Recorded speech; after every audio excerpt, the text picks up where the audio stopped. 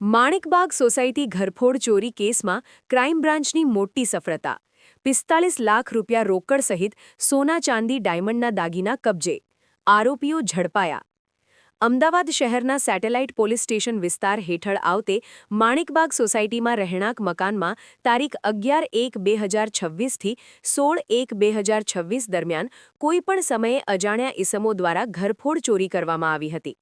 આ ચોરીમાં રોકડ રકમ સાથે સોના ચાંદી તથા ડાયમંડના કિંમતી દાગીના ચોરી થયાની માહિતી સામે આવી હતી ઘટનાની ગંભીરતા જોતા ક્રાઇમ બ્રાન્ચ અમદાવાદ શહેર દ્વારા તાત્કાલિક અને સુનિયોજિત તપાસ હાથ ધરવામાં આવી તપાસ દરમિયાન ટેકનિકલ સર્વેલન્સ સીસીટીવી ફૂટેજ ગુપ્ત બાતમી અને હ્યુમન ઇન્ટેલિજન્સના આધારે આરોપીઓની ઓળખ કરી તેમને ઝડપી પાડવામાં આવ્યા છે ક્રાઇમ બ્રાન્ચની અસરકારક કામગીરીના પરિણામે ચોરી ગયેલ તમામ મુદ્દામાલ કાયદેસર રીતે કબજે લેવામાં આવ્યો છે આરોપીઓ પાસેથી મોટી માત્રામાં રોકડ રકમ તેમજ સોના ચાંદી અને ડાયમંડના દાગીના મળી આવ્યા છે આ ગુનામાં સંડોવાયેલા આરોપીઓ સામે લાગુ પડતી કાયદાકીય કલમો હેઠળ આગળની કાર્યવાહી ચાલુ છે અમદાવાદ શહેર પોલીસ દ્વારા ઘરફોડ ચોરીના આ બનાવનો ઝડપી ઉકેલ લાવી ગુનાખોરી સામે અસરકારક કાબૂ મેળવવામાં આવ્યો છે આરોપીઓ પાસેથી કબજે કરાયેલ મુદ્દામાલ રોકડ રકમ 45 લાખ રૂપિયા સોનાના દાગીના કુલ વજન 2278.990 ગ્રામ અંદાજિત કિંમત 1,01,75,000 રૂપિયા ચાંદીના દાગીના કુલ વજન 557.400 ગ્રામ અંદાજિત કિંમત 50,000 રૂપિયા અમદાવાદ શહેરના સેટેલાઇટ પોલીસ સ્ટેશન વિસ્તારમાં તારીખ 16ના રોજ એક ઘરફોડ ચોરીની ફરિયાદ દાખલ થયેલી હતી જે ચોરીના કામે ફરિયાદીના રહેણાંક મકાનની બારી લાકડાની બારીના સ્ટોપર કોઈ સાધન વડે ખોલી કાઢવામાં આવેલા હતા જેમાં લોખંડની ગ્રીલ લગાડેલી હતી જે કોઈ સાધન વડે કાઢી ઘરમાં પ્રવેશ કરી ઘરમાં મૂકેલા રોકડ અને સોના ચાંદીના દાગીના તેમજ ફરિયાદીના ઘરમાં પોતાના પ્રોટેક્શન સારું લગાવેલા સીસીટીવી કેમેરાનું ડીવીઆર મળી કુલ 1,47,26,000ની ચોરી થયેલાની ફરિયાદ નોંધાયેલ હતી જેના કામે અમદાવાદ શહેર ક્રાઇમ બ્રાન્ચની અલગ અલગ ટીમો કામ કરતી હતી તે દરમિયાન આ ગુનાની તપાસ સારી રીતે થાય અને ઝડપી એનો ભેદ ઉકેલાય તે હેતુસર પોલીસ કમિશનર શ્રી અમદાવાદ શહેરનાઓએ આ ગુનાની તપાસ ક્રાઇમ બ્રાન્ચને આગળ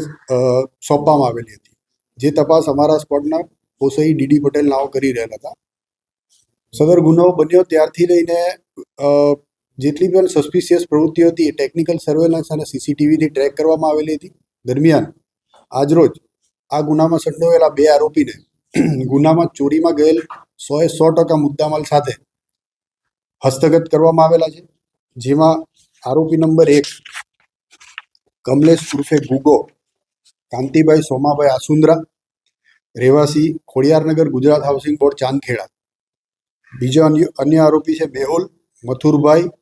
પરમાર રહેવાસી શાહપુર નાઓને ડિટેન કરવામાં આવેલા છે તેઓ પાસેથી સદર ગુનામાં ચોરીમાં ગયેલ મુદ્દામાલ પૈકીના 45 લાખ રૂપિયા રોકડા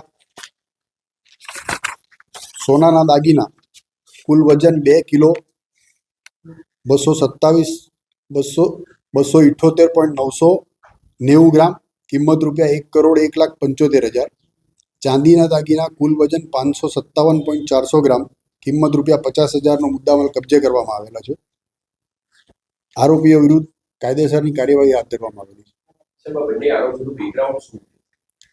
આરોપી નંબર 1 કમલેશ ગુનાહિત ઇતિહાસ ધરાવે છે અગાઉ 10 ગુનામાં ઘરફોડ ચોરીના ગુનામાં પકડાઈ ચૂક્યો છે મેહુલ વિરુદ્ધ કોઈ ગુનાહિત ઇતિહાસ નથી બંને નાનપણથી પહેલા એમનું રહેઠાણ શંકર ભુવાનના છાપડામાં હતું જ્યાંથી નાનપણના બંને મિત્રો છે ત્યાર પછી બંને અલગ અલગ જગ્યાએ રહેવા ગયેલા હતા પરંતુ દોસ્તી કાયમ હતી અને કમલેશ ગુનાહિત ઇતિહાસ ધરાવે છે ચોરી કરવાની ટેવ વાળો છે જેથી કરીને મેહુલને ચોરી કરવા સાથે લઈ ગયો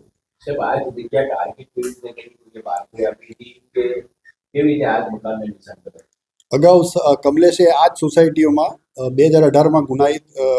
ચોરી કરેલી છે એટલે એને આ સોસાયટીથી સારી રીતે વાકેફ હતો માટે આ જગ્યા પસંદ કરી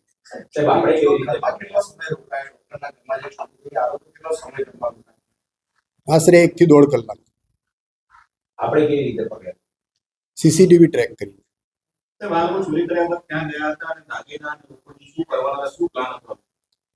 એ આરોપીની બેસિક પૂછપરછમાં એટલી જાણકારી મળી છે, ચોરી કર્યા બાદ પોતે પોતાના રહેણાંક મકાને જઈને રોકડ 2 ભાગમાં ડિવાઈડ કરી દીધેલી હતી. થોડી રોકડ મેહુલના ઘરે હતી, થોડી આના પાસે હતી, અને દાગીના બધા કમલેશે પોતાની પાસે રાખેલા.